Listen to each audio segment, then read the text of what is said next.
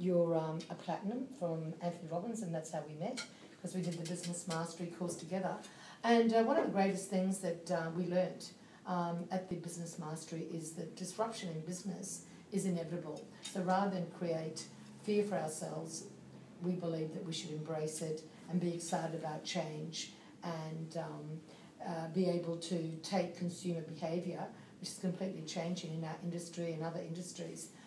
Exactly what are your thoughts about the social media now that's really taken over the platform of business? Social media, some people are starting to build up a Facebook page, a Twitter presence, and thinking, what should we do for business? How do we monetize social media? The way I tell people is that social media is like the telephone or like email. It's just another form of communication. So it's not something that you do in isolation by itself, but together with your whole marketing message or your whole communication relationship building with your client, how do you best utilize social media together with the rest of your communication? Even in your personal interaction, you don't just like put up a photo and say that I'm not going to call my family for the rest of my life. So you put up photos, you share where you're at and dining and eating and stuff like that. And together you still call your family, you still like visit them in person. So you have to mix in with the rest of your communication channel to make it effective. So in summary, what you're saying is that the cyberspace is very relevant to the physical space, and you need to do both, because people still want interaction on a physical environment. And it's like education, online learning, which is certainly disrupting education right now, that people do want to learn in a physical space, yeah, but they also want to learn online. Yes. And it's where you want it, how you want it, and when do you want it. And that's what cyberspace does, is it gives you the option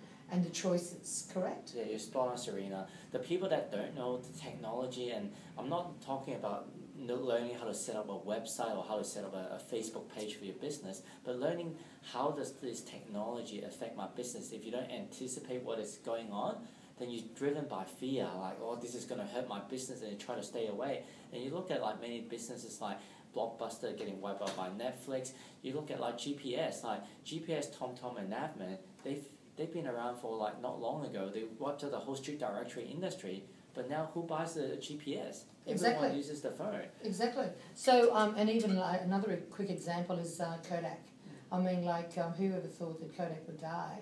But they just weren't innovative enough. Mm-hmm. And one of the things that we appreciate, that you've got to be innovative, and the thing is, you've got a great idea, you've got to know how to market it, and through social media you can do that. So what's one simple, secret or one simple idea you could share today that can help people from, rather than being confused and saying, well, I can't embrace all this, the speed of change is too dramatic. How would you break it down?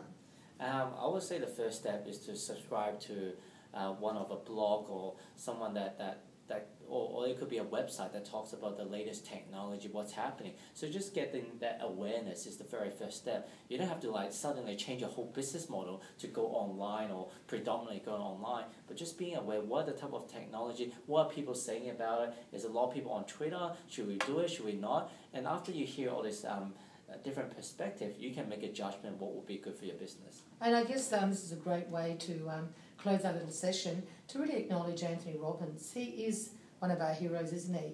Because he has this great belief that great leaders are made up of 80% psychology and 20% mechanics. And it's like Steve Jobs as well, who introduced Apple. And one of his visions was to be able to reduce that massive complexity of computers, where every individual in the world can actually have a small piece called the telephone or the smartphone that's become really revolutionised. So can I just say, Gary, thank you very much for coming in today. Your company is called OneWeb. We've now made a commitment to work with you and continue on inspiring consumers and continue on inspiring business houses and business companies to go out there, accept disruption and enjoy the change, because it also allows you to step up and create greatness, not just for our own company, our own industry, but for the world. So can I just say, congratulations, Gary.